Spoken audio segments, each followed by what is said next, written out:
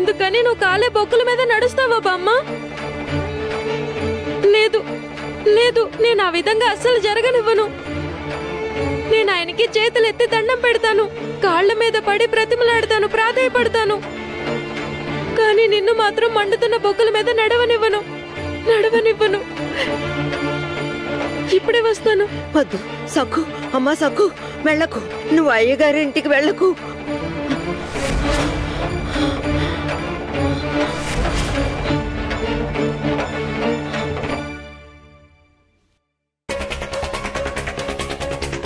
అరెరెరెరెరే, అయ్యో బాగా కాలిపోయిందండి. 2 కాళ్ళకి బొబ్బలు వచ్చేసాయి. దానికేం పోయే కాలం వచ్చిందండి. ఎంత పెద్ద శిక్ష వేసింది. ఏమండి, దానికి మంచి గుణపాఠం నేర్పించండి. నేర్పిస్తాను. నా ముందు ఎవరైనా పడగను విప్పితే నుజ్జు చేస్తాను. ఈ కాలిన గాయం నా ప్రతీకారాన్ని గుర్తు చేస్తూనే ఉంటుంది. అది ముసలమ్మైతేనే ఎవరైతేనే. అది అనవసరంగా నాతో పెట్టుకుంది. దాని చావు కళ్ళ చూస్తాను. అయ్యగారు, మా బామ్మకి మీరంత భయంకరమైన శిక్ష వేయకండి. వద్దు, మీరు మా బామ్మని బాధ పెట్టకండి. ఆమె భరించలేదు. అలాగే నేను నీ మాట ఎప్పుడు కాదన్నాను సక్కు. చూడు, నా పాదం ఎలా కాలిపోయిందో నువ్వే చూడు. అయినా నిన్నేం అనలేదు.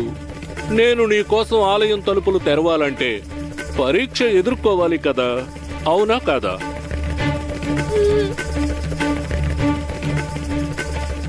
అవును, కానీ మా బామ్మ ఇలాంటి భయంకరమైన పరీక్షని ఎదుర్కోలేదు.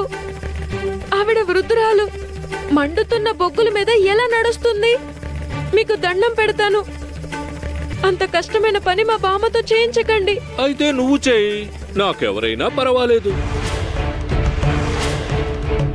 అదేంటంటే సక్కు, నేను మీకోసం ఆలయం తలుపులు తెరవాలి.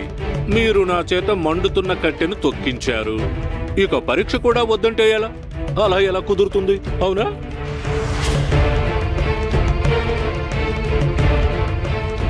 సరే, నేను పరీక్షను ఎదుర్కొంటాను. కానీ బామ్మకి వద్దు. అలాగే సక్కు, నేను పరీక్షను రద్దు చేయలేను. మీ బామ్మో లేక నువ్వు, ఎవరైనా పర్వాలేదు.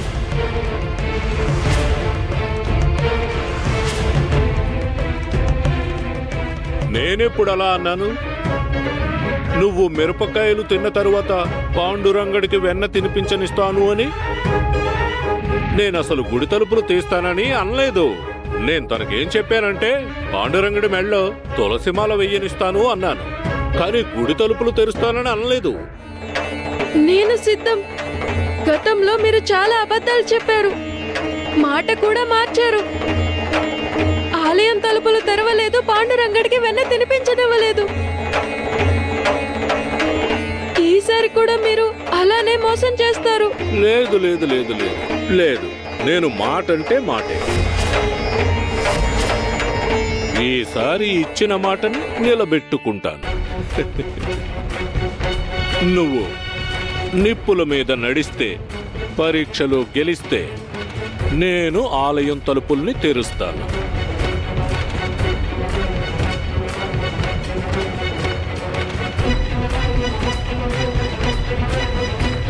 ఒకవేళ ఓడిపోతే మిమ్మల్ని ఇంటిలో నుంచి వెళ్ళగొడతాను. సమ్మతమేనా?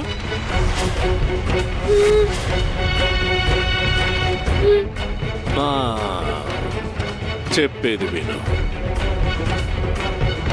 ఈరోజు సూర్యాస్తమయం తరువాత నువ్వు మండే నిప్పుల మీద నడవాలి. సమ్మతమేనా? సమ్మతం.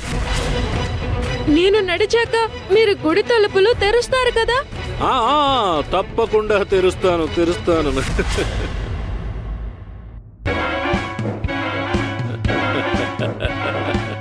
ఏంటండి ఈ పిల్ల? ఎంత మొండి ధైర్యం ఏంటండి? నిప్పుల మీద నడుస్తుందా? ఏవండి, మీరు ఈ సక్కుబాయిని పెళ్లి చేసుకోవాలనుకున్నారు, మర్చిపోయారా? లేదు లేదు లేదు లేదు లేదు కావేరి. సక్కు ఖచ్చితంగా ఈ పరీక్షలో నెగ్గదు. మండే నిప్పుల మీద కాలు పెట్టిన మరుక్షణం పెద్దగా అరిచి వెనక్కి వచ్చేస్తుంది. సక్కు ఈ పరీక్షలో గనుక ఓడిపోతే మళ్ళీ తనకి పరీక్ష పెట్టాల్సిన అవసరం నాకుండదు.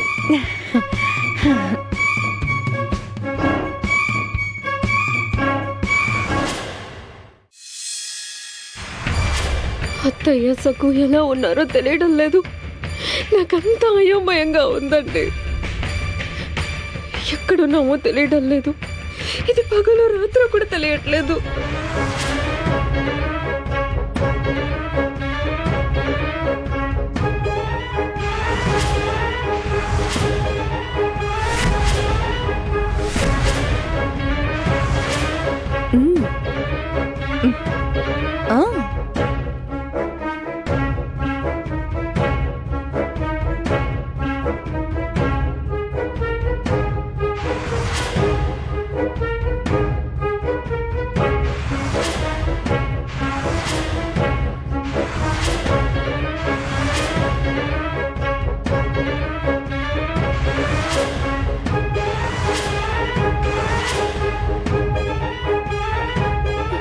ఏంటి మీరేం చేస్తున్నారు? వీటిని ఇక్కడ పెట్టారు. అర్థం కాలేదా? ఇప్పుడు అర్థమవుతుంది. ఒక్కసారి అందులో కాలు పెట్టండి.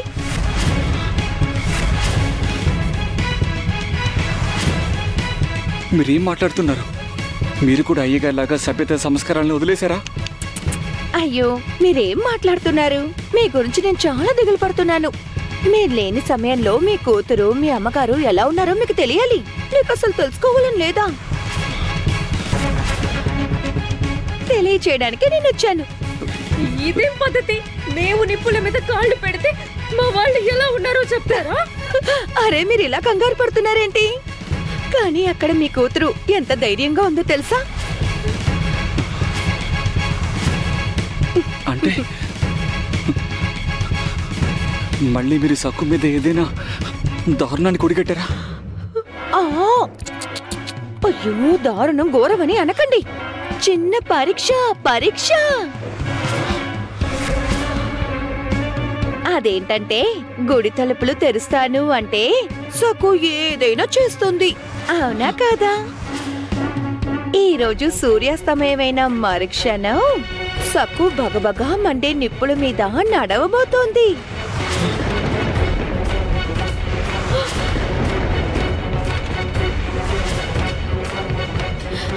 మీకు అసలు మానవత్వం అనేది లేదా?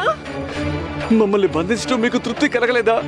అమాయకురాలేనా నా కూతుర్ని ఎందుకు ఇబ్బంది పెడుతున్నారు?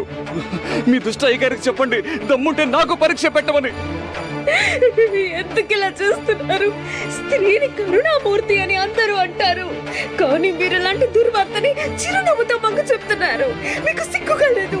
మీకు జాలి దయ అనేవి లేవా? నిజానికి పరీక్ష ముసలమ్మే ఎదుర్కోవాలి, కానీ సక్కు స్వయంగా ముందుకొచ్చింది.